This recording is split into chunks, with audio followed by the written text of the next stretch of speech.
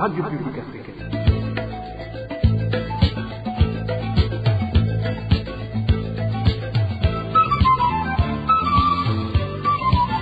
Radio Publique Africaine.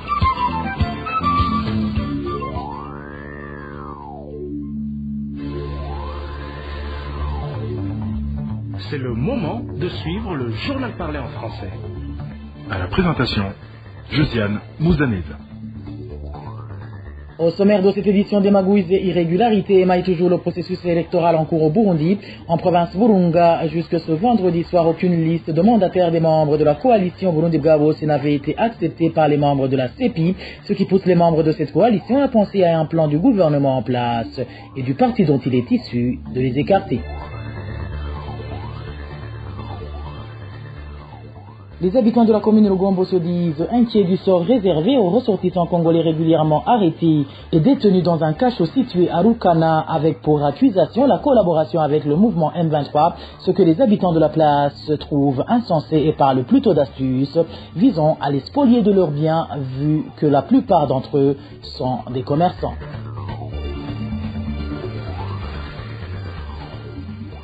La capitale économique Bujumbura vient d'être dotée de poubelles destinées aux déchets non biodégradables, dont des sachets, un geste qui s'inscrit dans le programme de salubrité et de protection de l'environnement. Voilà pour les grandes articulations. Dès le bonsoir chez vous, mesdames et messieurs. Tout de suite, le développement de ces titres.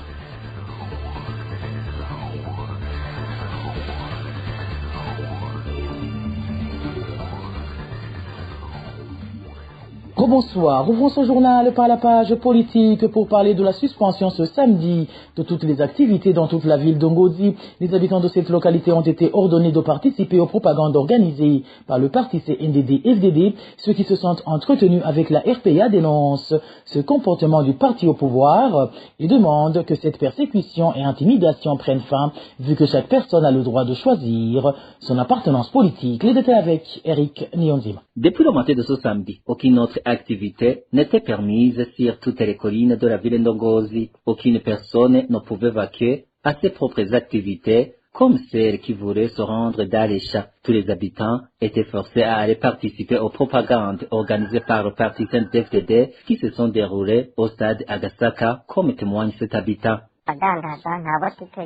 Aucun commerçant n'a travaillé, toutes les boutiques sont fermées. Personne ne peut vaquer à ses propres activités. Ils ont même interdit aux gens de se rendre dans les champs, sinon qu'ils vont saisir les roues, afin que tous aillent assister à leur campagne de propagande. Nous ne savons pas ce qui se cache derrière. Peut-être qu'ils veulent montrer qu'ils ont beaucoup de membres du CNDD-FDD pour qu'il leur soit facile de tricher dans les élections. Car à présent, personne ne veut participer dans leur campagne de propagande parce que les habitants disent que ce parti au pouvoir ne leur a servi à rien. Tout a commencé à partir de 2 heures du matin. Certains membres du parti au pouvoir ont sillonné dans cette localité en criant et en faisant des bruits avec des sifflets. Ils ont averti toutes les personnes qui n'allaient pas participer et qui allaient faire ces activités pendant le temps des propagandes organisées par le CNDD-FDD qu'elle va subir des conséquences.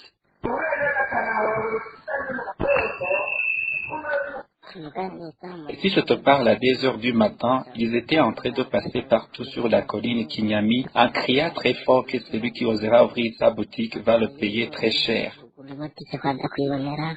Étant donné qu'il y a des citoyens qui ont été obligés de porter les uniformes du parti CNDD-FDD, les habitants de cette localité demandent au gouvernement d'arrêter son mauvais comportement. Non seulement qu'il perturbe leurs activités, mais que cela viole leurs droits de liberté politique. Eric Nyonzima, politique toujours, le parti au pouvoir poursuit ses manœuvres laissant présager une préparation de fraude électorale à l'approche des prochaines échéances. Aujourd'hui, nous allons revenir sur les obstacles rencontrés par les membres de la coalition Burundi Bwabose ce vendredi. En effet, dans la vaste province de Burunga, les dossiers des personnes désignées pour représenter cette coalition en tant que mandataires n'ont pas été reçus par les autorités compétentes.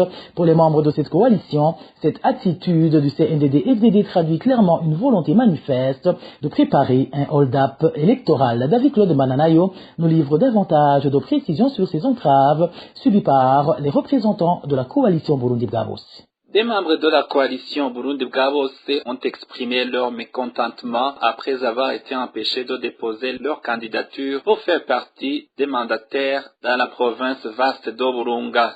Selon leur déclaration, la procédure avait débuté lundi dernier, mais ils affirment que leurs dossiers ont été rejetés au motif qu'ils ne remplissaient pas les critères exigés. Ce vendredi, ces membres se disent stupéfaits de constater que les dossiers issus des autres formations politiques ont quant à eux été acceptés sans difficulté à l'exception de leur, comme le souligne l'un d'eux. Ils nous ont demandé de soumettre les documents requis pour qu'une personne devienne mandataire. Nous avons signé, puis ils nous ont dit de les remettre au vice-président parce que le président était retenu. Après un moment, ils nous ont dit que notre dossier n'était pas complet et qu'on ne devait plus le leur apporter. Tout cela nous a surpris, surtout en voyant que la coalition Burundi bwa Bose a été écartée alors que les dossiers des autres partis politiques ont été acceptés. Tout cela semble être fait exprès pour retarder le processus. Il s'indigne également du fait qu'aucun mandataire issu du parti CNDD-FDD n'a été aperçu dans ce lieu, ce qui, selon eux, suscite des inquiétudes quant à la transparence du processus. Par ailleurs, il y rapporte que la réception des dossiers a été brusquement interrompue sans qu'ils en aient été officiellement informés. C'est la police venue leur demander de quitter les lieux qui leur a appris que la procédure était terminée. Les agents chargés de recevoir ces dossiers n'auraient même pas pris la peine de leur annoncer la fin des opérations. Face à cette situation, les membres de la coalition Burundi bwa Bose dénoncent une tentative manifeste de manipulation électorale et appellent la CENI à intervenir de toute urgence afin de garantir l'équité et la transparence du processus. L'article 41 du Code électoral des élections de 2025 stipule que chaque candidat a le droit de contrôler l'ensemble des opérations électorales. Ce contrôle s'exerce par des mandataires désignés à cet effet par chaque parti politique, coalition de partis politiques ou chaque candidat indépendant. Les mandataires sont munis des cartes d'accréditation délivrées par la Commission électorale provinciale indépendante au moins 48 heures avant le scrutin. Leurs noms, prénoms, dates, lieux de naissance et adresses sont notifiés à la Commission électorale provinciale indépendante au moins 20 jours calendrier avant le scrutin. De ce fait, si les délais légaux sont respectés, il est désormais trop tard pour que les dossiers de la coalition Burundi bwa Bose soient acceptés dans la province vaste de Burunga. Merci à toi David Claude Mbananaye. Le parti CNDD-FDD use donc de tous les moyens pour se maintenir au pouvoir. Selon la coalition Sephora Arusha, à commencer par le président de la République, qui n'hésite pas à violer la Constitution. D'autres moyens utilisés par son parti CNDD-FDD sont notamment la discrimination ethnique et l'intéressement de ses adeptes à travers les postes de la CENI afin qu'ils exécutent les orientations du parti. Suivez Frédéric Wamvoulion-Villa, il est le président de la CEFOR Arusha. Le CNDD-FDD a été forcé de suivre la voie que nous lui avions tracée à travers la constitution de 2005 qui émanait de l'accord d'Arusha. Le parti CNDD-FDD n'a accepté qu'au bout des lèvres parce qu'il voyait en cela un piège, alors que eux, ils cherchaient à gérer le pouvoir sans aucune limitation d'exercer ce pouvoir. C'est pour cette raison que pour eux la démocratie est un mot vide parce qu'ils veulent exercer la dictature qui est contraire à la démocratie. Donc vous comprendrez que les élections dans ces conditions, ça fait une occasion de renouveler les institutions composées des membres du seul parti, le CNDD-FDD. Maintenant, si cela est compris, voilà comment ça procède. D'abord, c'est que il y a le rafistolage du code électoral à l'avance par le parti unique, en l'absence des autres formations politiques. Deuxième tactique, c'est d'imposer justement une CENI assujettie au CNDD-FDD. Et dans ces conditions, la CENI voit ce qui se passe sur le terrain, mais dès lors qu'il appartient au CNDD-FDD, il ne peut pas oser dénoncer ce qui se fait.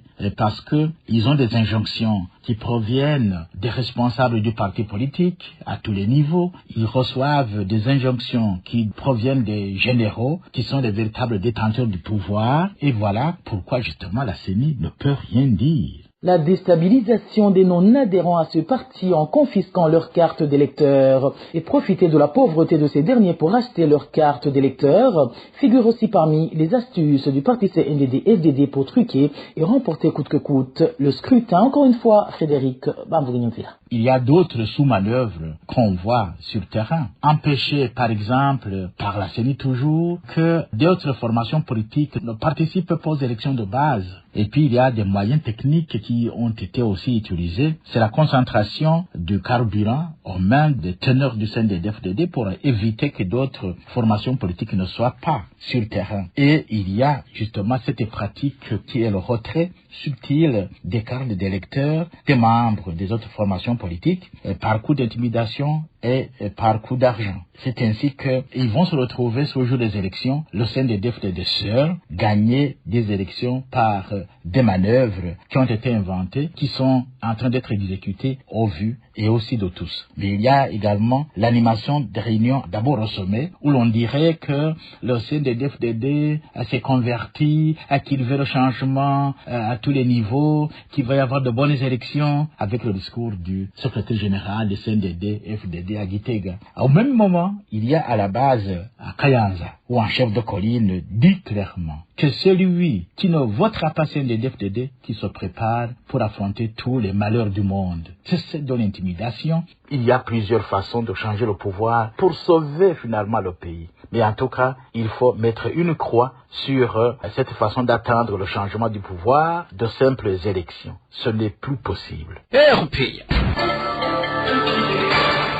Parlons à présent droits de l'homme, où les habitants de la commune de Lugombo alertent pour la vie des ressortissants congolais qui seraient en danger. Non seulement ces derniers se font injustement arrêter et se voient accusés de collaborer avec le M23, mais ils sont également détenus dans des cachots irréguliers juste pour les raqueter et les dépouiller de tous leurs biens. Emmanuel Nyongeko nous en dit plus. Ces Congolais menacés sont ceux qui font des navettes entre Bukavu, Kamanyola et Uvira et vice-versa. Le seul tronçon qu'ils empruntaient étant désormais condamné, ils se voient obligés de faire un long détour en passant par la commune de Lugombo via Ruvunge pour en faire rejoindre Kamanyola en passant par la localité de Rukana. Et c'est à Rukana qu'ils rencontrent des difficultés car ils se font harceler et emprisonnés par la police burundaise, reprochés d'être dommage avec le groupe M23.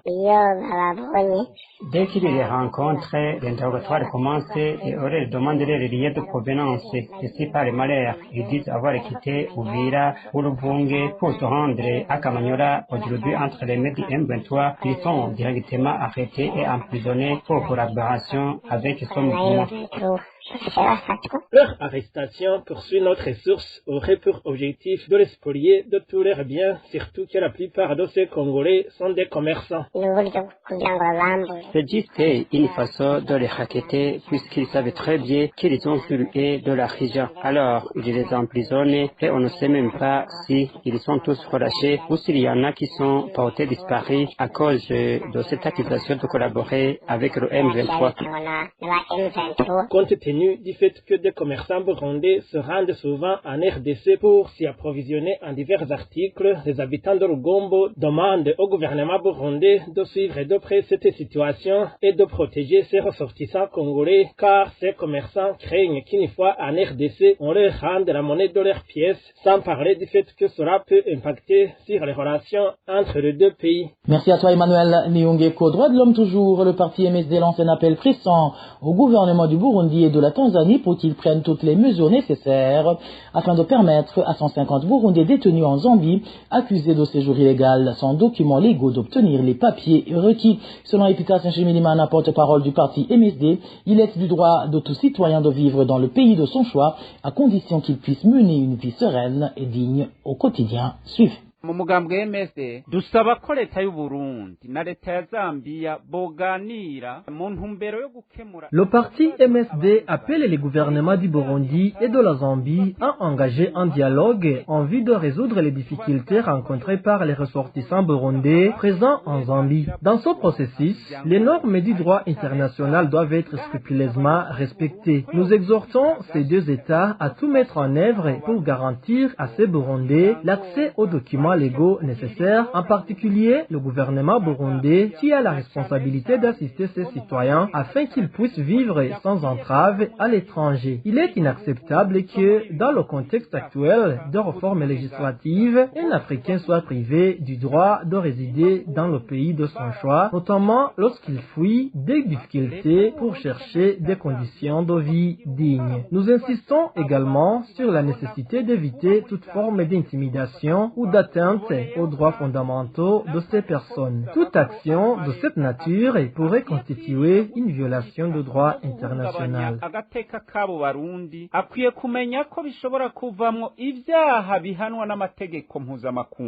Je vous le disais en titre, le ministère de l'Environnement, de l'Élevage et de l'Agriculture, en collaboration avec la mairie de Bujumbura, a lancé ce vendredi une campagne de distribution des poubelles dans lesquelles seront jetés des déchets non biodégradables qui vont être installés dans des milieux où se rencontrent plusieurs personnes. Prosper Dodico, ministre de l'Environnement, a fait savoir que dorénavant, ceux qui jetteront des sachets ou bouteilles en plastique n'importe où seront sanctionnés. Suivez.